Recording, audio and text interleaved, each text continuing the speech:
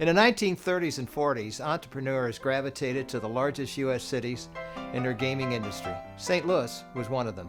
The most lucrative kingpins developed in East St. Louis, Illinois, located directly across the Mississippi River from St. Louis's downtown area. Here's what a main street on the east side looked like in those days. My name is Jimmy Doyle, and I've written a book about the kingpins.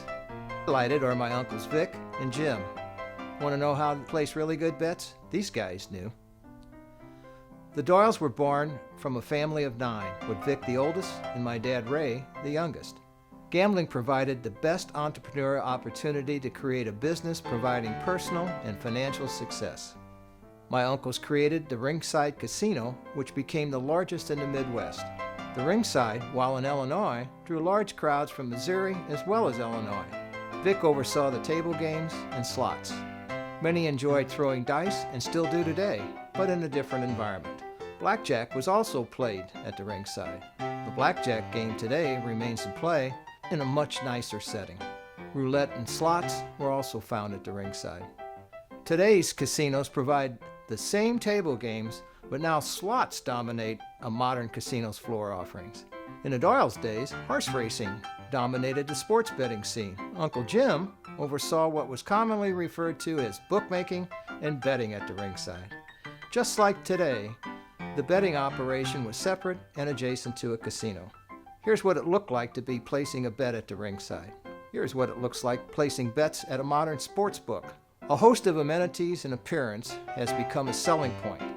A variety of sports have been added to the betting opportunities.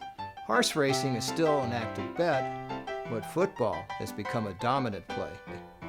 Since 2018, legal sports betting has skyrocketed throughout the United States.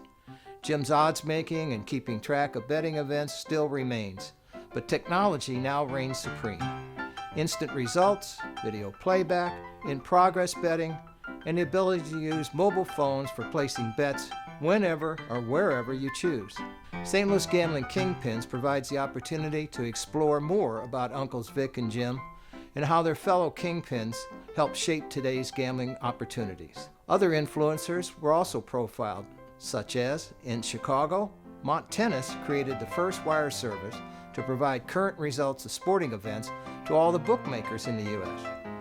In New York City, Tom Shaw was considered the most trusted odds maker as well as throughout the entire East Coast.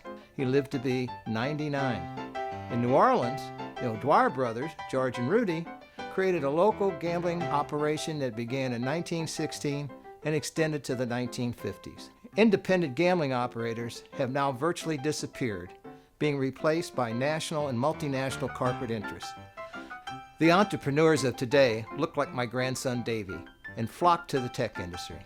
Davey is looking to become a kingpin with his recent master's degree in data analytics. Good luck, Davey. St. Louis Gambling Kingpins provides an insight into how kingpins and politicians made these gaming operations possible. The book can be purchased online at any major outlet where books are sold or by scanning the QR code on the screen. Our website for the book is jrdoyleinc.com/services. May the odds be with you.